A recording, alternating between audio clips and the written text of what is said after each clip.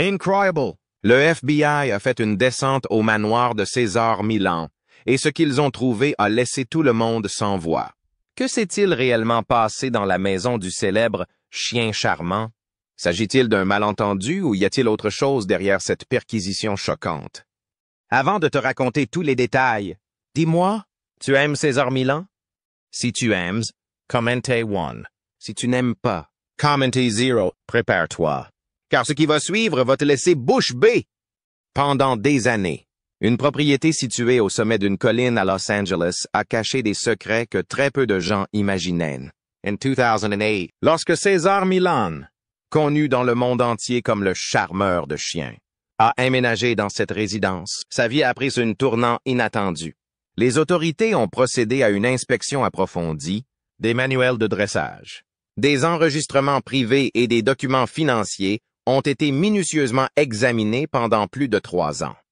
Finalement, en 2021, les résultats de l'enquête ont été rendus publics, et ce qui a été découvert a stupéfié même ses plus fidèles partisans. Des pratiques d'entraînement controversées aux problèmes économiques qui ont failli lui faire tout perdre. Voici la véritable histoire de ce qui s'est passé au sein de l'empire de César Millan. César est né le 27 août 1969 à Culiacán, en Mexique. Son enfance a été marquée par l'extrême pauvreté.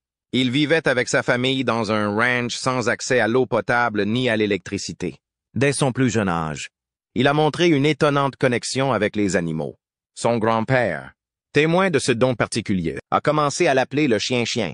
À l'âge de 13 ans, il rêvait déjà de devenir le meilleur dresseur de chiens au monde. Bien que ses amis se moquaient de lui, ce rêve finirait par le rendre célèbre dans des millions de foyers. La vie dans la campagne mexicaine a façonné sa façon de voir les animaux.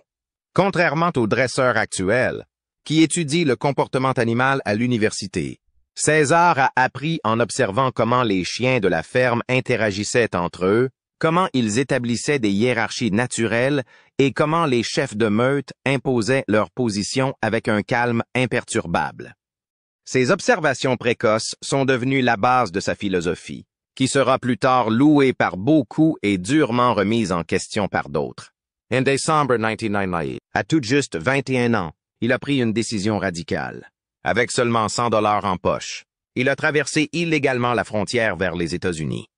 Il ne parlait pas anglais et le voyage était extrêmement risqué. Des années plus tard, il révéla qu'il avait payé un passeur pour l'aider à traverser et qu'il avait failli perdre la vie par noyade. À son arrivée à San Diego, il passa ses premières nuits à dormir sous les ponts et travailla pour survivre en lavant des voitures dans des quartiers aisés. Cependant, il n'a jamais perdu de vue son objectif, travailler avec des chiens. Au cours de ses premiers mois aux États-Unis, son habileté à traiter avec des chiens difficiles n'est pas passée inaperçue. Alors qu'il travaillait dans un salon de toilettage canin, les clients ont remarqué que même les animaux les plus difficiles se détendaient en sa présence. Sa réputation a commencé à grandir rapidement. Très vite, des gens de toute la ville ont fait appel à lui pour qu'il aide leurs animaux de compagnie indisciplinés. Sa grande opportunité s'est présentée lorsqu'il a ouvert le Dog Psychology Center dans le sud de Los Angeles. Bien que situé dans un quartier difficile, l'endroit est devenu célèbre pour avoir récupéré des chiens que d'autres dresseurs considéraient comme perdus. Ce n'était qu'un terrain sans fioritures, où César travaillait avec les animaux en meute et en laisse. Mais les résultats étaient indéniables. Des célébrités d'Hollywood ont commencé à lui confier leurs chiens à problème. L'une de ses premières clientes célèbres a été l'actrice Jada Pinkett Smith. Elle a été tellement impressionnée par son travail qu'elle a décidé de lui payer des cours d'anglais et de l'aider à professionnaliser son entreprise.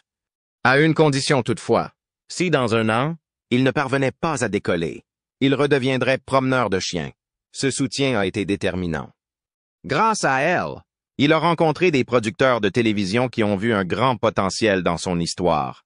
En 2004, National Geographic a parié sur ce jeune immigrant mexicain avec une méthode peu conventionnelle. L'émission Dog Whisperer with César Millan a fait ses débuts sans grandes attentes, mais est rapidement devenue la plus populaire de la chaîne, diffusée dans plus de 80 pays.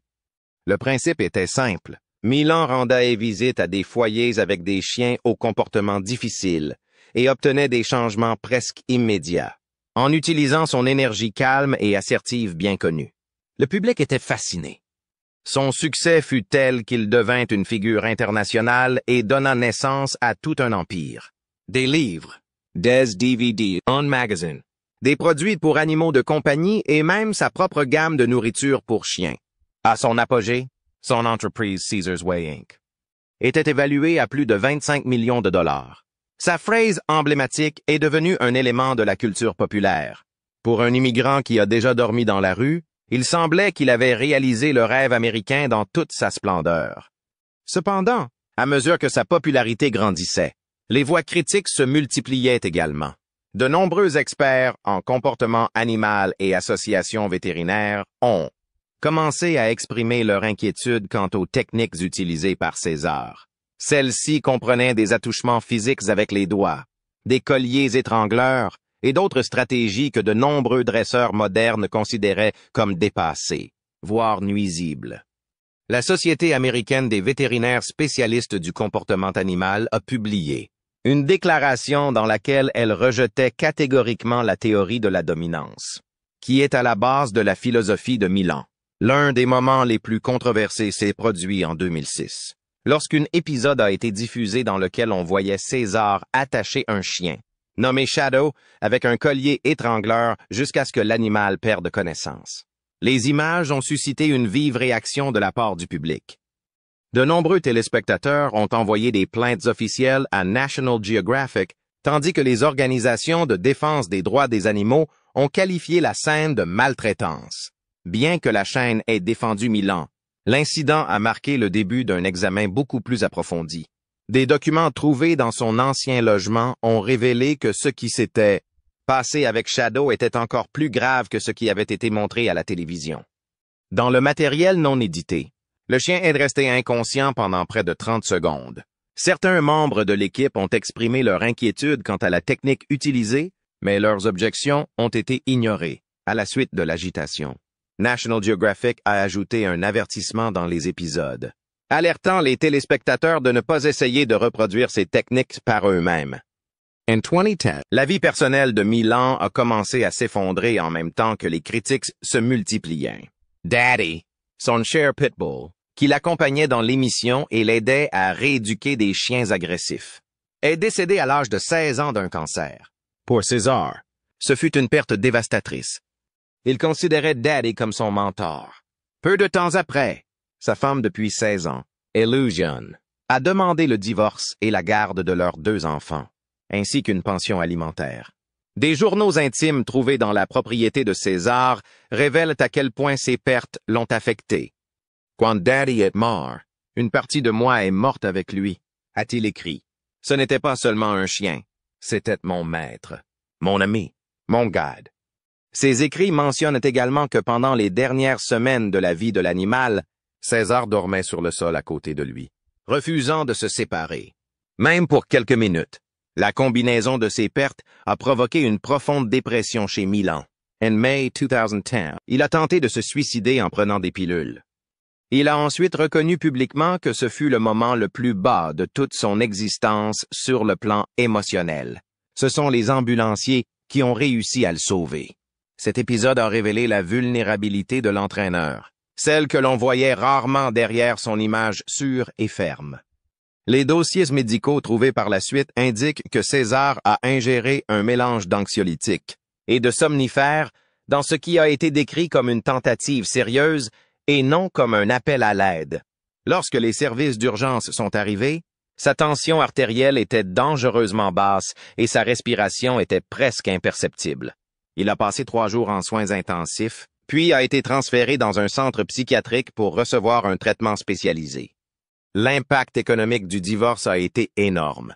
Selon des documents judiciaires, Illusion a reçu un paiement unique de $400 000, en plus d'une pension mensuelle de $23 000 et de $10 000 supplémentaires par mois destinés à la garde des enfants.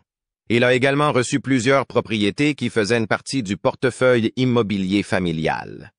Parallèlement, l'audience de l'émission Dog Whisperer a commencé à diminuer. De nouvelles émissions avec des dresseurs moins controversés ont commencé à gagner en popularité. En 2012, National Geographic Channel a annoncé que la 9e saison de Dog Whisperer serait la dernière. Bien que Milan ait continué avec d'autres programmes tels que César 911 et César Millen's Dog Nation, aucun n'a connu le même succès que sa série originale. L'empire qu'il avait si difficilement bâti commençait à montrer des signes d'usure. Plusieurs de ses entreprises avaient de sérieuses difficultés à se maintenir à flot. En 2015, Milan s'est de nouveau retrouvé au centre d'une controverse. Lors d'une émission de César 911, un chien a attaqué et blessé un cochon pendant une séance de dressage.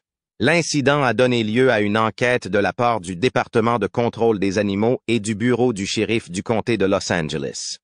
Bien que les poursuites pénales aient finalement été abandonnées, la réputation de l'homme a été considérablement ternie et des pétitions ont commencé à circuler pour demander l'annulation de ses programmes.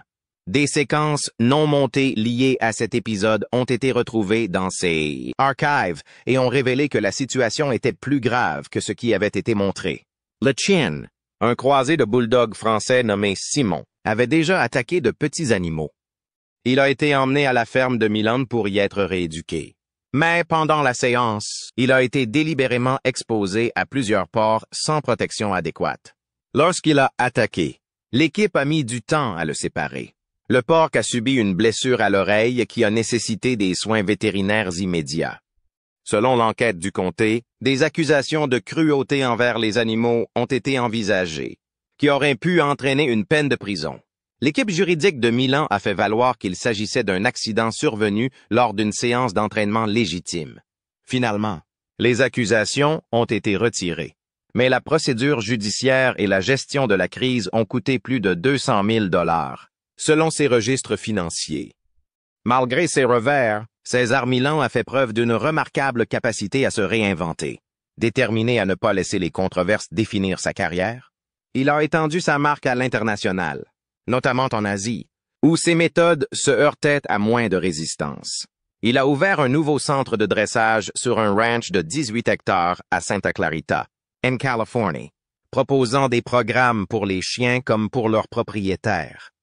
D+, il a retrouvé l'amour avec Yajir Hadar et en 2016, ils ont officiellement annoncé leur fiançailles. Cependant, lorsque les enquêteurs ont analysé sa situation financière après son déménagement en 2018, ils ont découvert que son empire avait perdu une grande partie de sa solidité. Des documents officiels ont révélé que plusieurs de ses entreprises avaient entamé des processus de restructuration en raison de dettes qui dépassaient largement les actifs disponibles. Caesar's Way Inc., qui était autrefois une entreprise prospère, s'est considérablement réduite et nombre de ses gammes de produits ont été supprimés en raison de la baisse des ventes. Les dossiers de faillite de ces différentes filiales offraient un tableau inquiétant. César Milan Pet Products a déclaré des passifs de 4,2 millions de dollars pour seulement 890 000 $ d'actifs. Une autre société, Caesar's Way Publishing, a accumulé 3 années consécutives de pertes, dépassant les 1,7 millions de dollars. Les conférences et les licences internationales sont devenues sa seule source de revenus relativement stable. Les courriels et les notes de service interne, qui détaillaient la manière dont l'entreprise prévoyait de répondre à la vague croissante de critiques, étaient peut-être les plus révélateurs. On y trouvait des projets visant à engager des consultants scientifiques pour défendre publiquement la théorie de la dominance, malgré le fait que les preuves scientifiques la discréditaient. Des campagnes de relations publiques visant à contrer la mauvaise presse et à redorer leur image étaient également documentées. Un document particulièrement compromettant suggérait de modifier de manière sélective les séances de formation pour la télévision, en supprimant toute séquence susceptible de susciter la controverse. La communication entre Milan et les producteurs indiquait clairement leur objectif, à savoir réduire au minimum l'exposition des corrections physiques à l'écran. Dans un email, un producteur a écrit « Nous devons réduire les corrections les plus agressives et nous concentrer sur l'avant et l'après, sans trop montrer le processus. » Un autre message détaillait comment utiliser les angles de caméra pour dissimuler tout signe de violence dans certaines techniques. Ces décisions éditoriales ont soulevé des questions sur l'authenticité des programmes. D'anciens collaborateurs ont témoigné en contradiction avec l'image publique de Milan. Certains ont raconté que les séances étaient beaucoup plus physiques que ce que le spectateur voyait. D'autres ont décrit un environnement de travail où remettre en question ces méthodes pouvait entraîner un licenciement immédiat. Ces déclarations dressent le profil d'un homme qui, poussé par le succès, est devenu de moins en moins réceptif à d'autres approches de dressage. L'enquête a également révélé de multiples accords extrajudiciaires avec des propriétaires de chiens qui affirmaient que leurs animaux avaient subi des dommages lors de séances dirigées par Milan ou par des dresseurs certifiés par lui. Le montant total de ces accords dépassait 1,5 million de dollars depuis 2007. L'ampleur des paiements suggère que les plaintes n'étaient pas sans fondement. Les documents juridiques mentionnent 12 accords, avec des indemnités allant de 50 000 à 415 000 dollars par cas. Le plus alarmant impliquait un berger allemand qui s'était fracturé 3 côtes lors d'une démonstration publique. Un autre cas concernait un Cocker Spaniel qui avait développé une anxiété sévère et avait eu besoin de médicaments à long terme après une séance au Doc Psychology Center de Santa Clarita. Tous les accords comprenaient des clauses de confidentialité qui empêchaient les propriétaires de divulguer publiquement ce qui s'était passé. Cependant, ce qui a le plus porté atteinte à la réputation de Milan, ce sont les vidéos personnelles d'entraînement trouvées dans son ancienne résidence. Contrairement aux épisodes télévisés soigneusement montés, ces enregistrements montraient l'intégralité de ses interventions avec des chiens agressifs. Les experts en comportement animal qui ont examiné le matériel ont souligné que, dans de nombreux cas, les chiens montraient des signes évidents de peur plutôt que de soumission. Dans plusieurs extraits, des animaux qui semblaient calmes à la télévision présentaient en réalité des niveaux élevés d'anxiété. Une scène particulièrement troublante montre Milan pressant le cou d'un chien jusqu'à ce qu'il s'effondre, tout en expliquant aux personnes présentes que l'animal se rend et qu'il ne souffre pas. Les vétérinaires qui ont analysé cette vidéo ont détecté de multiples signes de détresse chez l'animal. Des pupilles dilatées, un allaitement excessif et un langage corporel propre au stress, qui ont tous été omis dans la version finale. Des documents internes ont également révélé que la viabilité financière des centres de psychologie canine dépendait en grande partie de leurs activités internationales, alors que les critiques se multipliaient aux États-Unis, au Royaume-Uni et au Canada. L'entreprise a choisi de se concentrer sur les pays où la réglementation en matière de bien-être animal est plus souple. Les rapports financiers montraient qu'en 2017, plus de 70% des revenus de l'entreprise provenaient d'Asie, en particulier de Chine, où l'approche basée sur la dominance rencontrait moins d'objections. Ces mêmes documents indiquaient que le centre principal de Santa Clarita fonctionnait avec des pertes importantes, compensées uniquement par les revenus des émissions de télévision et des présentations personnelles. Le nombre d'inscriptions a considérablement diminué, tandis que d'autres centres de dressage basés sur le renforcement positif gagnaient du terrain. En outre, plusieurs établissements autorisés à utiliser le nom et les techniques de Milan ont fermé leurs portes ou ont changé de marque pour se distancier de la controverse. Malgré tout, César Milan conserve un groupe de fidèles qui continuent de soutenir sa carrière. De nombreux propriétaires d'animaux de compagnie affirment que, grâce à ces méthodes, ils ont réussi à éviter que leurs chiens ne soient euthanasiés lorsqu'il n'y avait plus d'autre solution. Ses défenseurs soulignent son engagement auprès des organisations de sauvetage des animaux et le travail de sa fondation, qui vise à promouvoir le bien-être des animaux dans les communautés défavorisées. Pour eux, les critiques ne comprennent pas le contexte complet de leur technique, ni l'évolution qu'elles ont connue au fil du temps. Face à l'avalanche de révélations, Milan a publié un communiqué officiel dans lequel il reconnaissait que certaines de ses méthodes initiales ne faisaient plus partie de sa pratique actuelle. Il a souligné que son approche avait changé, donnant désormais la priorité à l'exercice, à la discipline équilibrée et à l'affection, plutôt qu'aux corrections physiques. Mes méthodes ont évolué à mesure que j'en apprenais davantage sur la psychologie canine, a-t-elle déclaré. J'ai toujours eu pour objectif de sauver la vie des chiens et de maintenir les familles unies, au sein de la communauté des dresseurs et des spécialistes du comportement animal. Les opinions sur son héritage restent partagées. Certains lui attribuent le mérite d'avoir éveillé l'intérêt du grand public pour l'importance de l'exercice, des limites et de l'énergie transmise aux animaux de compagnie. D'autres, en revanche, soutiennent que sa promotion de la théorie de la dominance a retardé pendant des années la compréhension scientifique du comportement canin et détourné l'attention des méthodes plus respectueuses du bien-être animal. Cependant, la plupart des experts s'accordent sur un point. La controverse autour de César Millan a servi de catalyseur pour que l'industrie du dressage canin mette davantage l'accent sur les méthodes fondées sur des preuves scientifiques et sur le renforcement positif. Aujourd'hui, des programmes de télévision plus actuels promeuvent une approche centrée sur la compréhension émotionnelle et cognitive des chiens, déplaçant le modèle de dominance que Millan a contribué à populariser pendant plus d'une décennie. César Millan continue de travailler avec des chiens, mais il le fait désormais de manière beaucoup plus discrète. L'empire, qui a atteint à un moment donné une valeur supérieure à 25 millions de dollars, s'est considérablement réduit. Dog Whisperer n'est plus diffusé que sous forme de rediffusion et de contenu numérique. Témoignage de l'apogée qu'il a connu et des controverses qui ont marqué sa carrière de manière irréversible. Pour beaucoup, au sein du mouvement de protection des animaux, les enquêtes sur ses méthodes et ses activités ont marqué un tournant.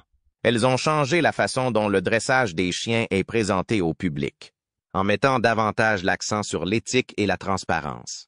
Aujourd'hui, les dresseurs modernes soulignent l'importance de respecter l'individualité de chaque chien, ses émotions et ses besoins spécifiques, en laissant de côté toute tentative d'imposer l'autorité par la force.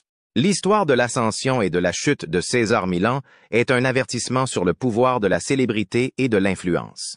Cet homme qui a révolutionné la façon dont des millions de personnes comprenaient leurs chiens est aujourd'hui une figure controversée dans le monde qu'il a contribué à façonner.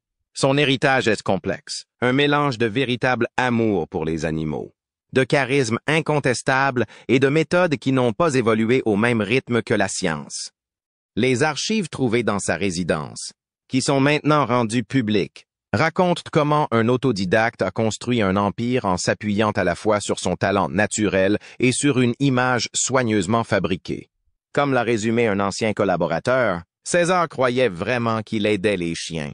La tragédie a été de ne pas se rendre compte qu'il devait changer ses méthodes, alors que les preuves étaient déjà impossibles à ignorer. Ce qui s'est passé dans la demeure de César Millan a non seulement révélé des secrets surprenants, mais a également ouvert une nécessaire discussion sur la façon dont nous traitons les animaux en qui nous avons le plus confiance. Son histoire, pleine de lumière et d'ombre, nous rappelle que même ceux qui semblent avoir toutes les réponses sont confrontés à de profondes luttes personnelles. Que penses-tu de ce qui a été découvert? Penses-tu que César mérite une seconde chance ou que son héritage est à jamais marqué? Laissez-nous votre avis dans les commentaires. Et si vous êtes intéressé par des histoires vraies, percutantes et pleines de nuances, abonnez-vous à la chaîne et activez la petite cloche pour ne manquer aucun de nos prochains vidéos. Merci de nous avoir accompagnés jusqu'au bout. À très bientôt pour d'autres histoires qui méritent d'être racontées.